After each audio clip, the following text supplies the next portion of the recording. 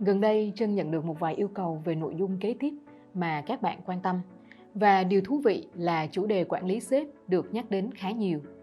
Vậy thì quản lý sếp hay còn gọi là manage up là gì? Nó có phải là một điều gì đó tiêu cực hay không? Bởi lẽ, đa phần khi nói về quản lý, chúng ta sẽ nhắc đến đó là quản lý team. Theo cá nhân của mình, từ quản lý ở đây không nên nhìn ở khía cạnh là mình đang muốn kiểm soát hay bắt buộc ai làm một điều gì đó.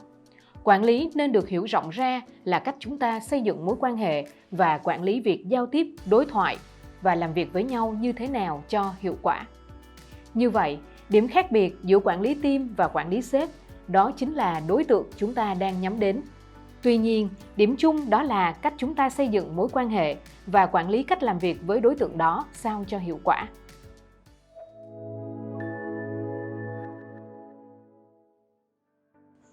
Trân muốn bắt đầu bằng một câu chuyện của bản thân mình vào những năm đầu tiên khi mới bắt đầu đi làm.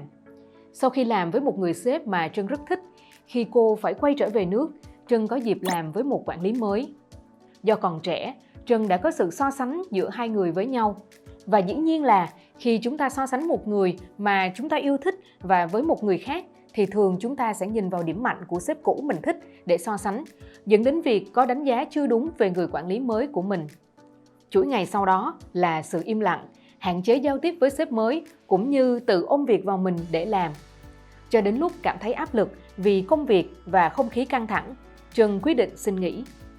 Nhưng rất may, lúc đó công ty đã không cho Trân nghỉ vì nếu như vậy, Trân đã không thể phát triển đến ngày hôm nay. Bạn thấy đó, nếu như Trân biết cách quản lý sếp tốt hơn tại thời điểm đó, chắc chắn việc giao tiếp và làm việc với nhau đã có thể tốt hơn. Việc giao tiếp hiệu quả sẽ giúp chúng ta hiểu thêm về sếp của mình, ví dụ như điểm mạnh, cách làm việc hay sự mong đợi, để đảm bảo chúng ta vẫn có thể làm tốt công việc được giao, đạt được mục tiêu của bản thân trong công việc. Một khi chúng ta có được mối quan hệ tốt với sếp của mình, chúng ta cũng sẽ cảm thấy bản thân mình có giá trị hơn và có được sự hỗ trợ cần thiết trong công việc. Từ đó, tăng mức độ gắn kết và hài lòng, cũng như có thêm những cơ hội học hỏi những kỹ năng mới hay đảm nhiệm những vai trò khác là cơ hội cho chúng ta phát triển bản thân. Biết lợi ích của quản lý sếp là vậy, nhưng làm sao chúng ta có thể làm được điều đó? Điều đầu tiên mà bạn cần làm đó là phải biết được sếp của mình thuộc tuýp quản lý nào để từ đó có cách làm việc phù hợp.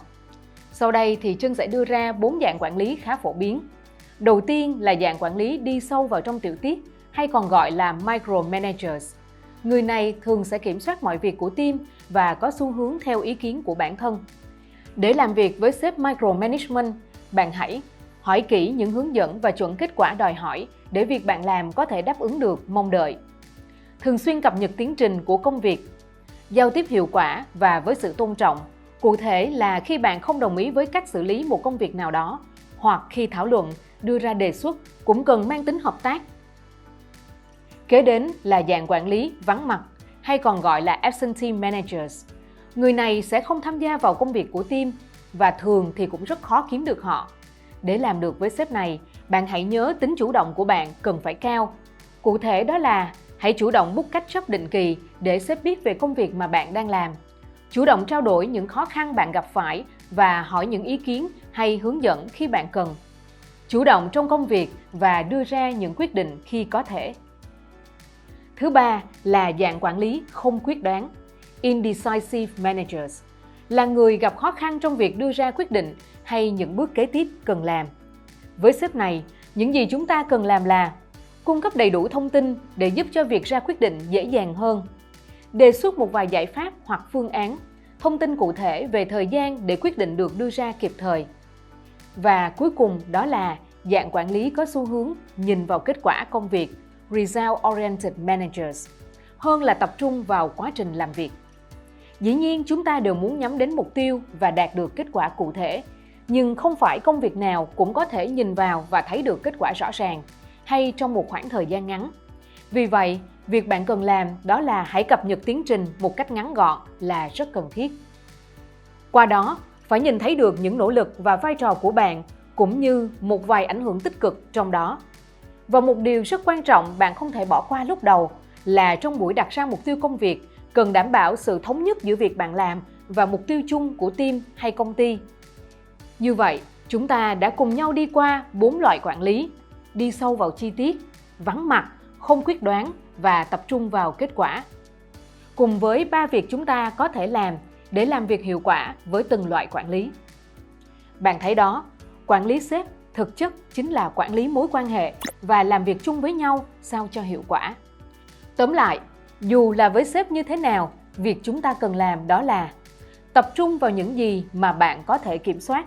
Chúng ta chắc chắn không thể kiểm soát thái độ, cách giao tiếp hay làm việc của sếp, nhưng chúng ta hoàn toàn có thể kiểm soát được việc ứng xử và giao tiếp của bản thân mình.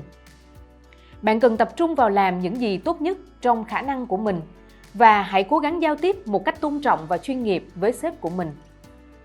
Xác lập những ranh giới nhất định nếu như hành vi của sếp ảnh hưởng tiêu cực đến công việc hoặc cá nhân bạn.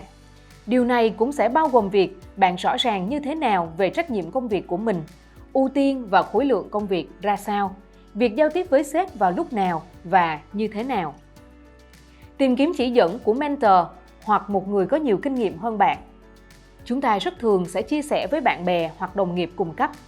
Nhưng nếu bạn cần có những chỉ dẫn, thì mentor là người có nhiều kinh nghiệm hơn sẽ có thể giúp bạn trong việc tìm ra giải pháp cho vấn đề mà mình đang gặp. Trong một vài trường hợp liên quan đến đạo đức hay tính liêm chính, bạn có thể xem xét việc đưa vấn đề lên các cấp có thẩm quyền bên trên hoặc bộ phận nhân sự.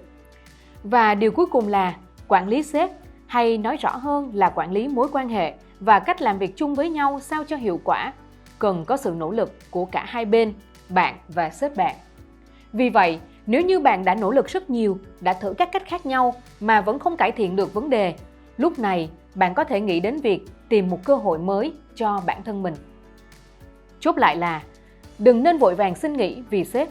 Hãy tìm hiểu sếp mình thuộc dạng quản lý nào, áp dụng những cách mà Trân đã chia sẻ để giúp bạn có thể quản lý mối quan hệ và cách làm việc chung với nhau sao cho hiệu quả. Tất cả các mối quan hệ đều cần bắt đầu bằng một chữ, đó là lòng tin, trust. Khi bạn làm được những điều này, bạn rõ ràng đang tích lũy cho bản thân mình nhiều kỹ năng và kinh nghiệm hơn. Và nếu vẫn không cải thiện thì vấn đề đã không còn nằm trong kiểm soát của bạn. Lúc này bạn có nghĩ thì cũng sẽ không phải là điều hối tiếc cho bản thân mình. Hy vọng những chia sẻ ngày hôm nay sẽ giúp bạn phần nào trong việc xây dựng lòng tin với sếp và nâng cao giá trị của bản thân mình. Nếu bạn thấy hữu ích, hãy bấm like và subscribe bạn nhé. Hẹn gặp lại các bạn trong các video tiếp theo.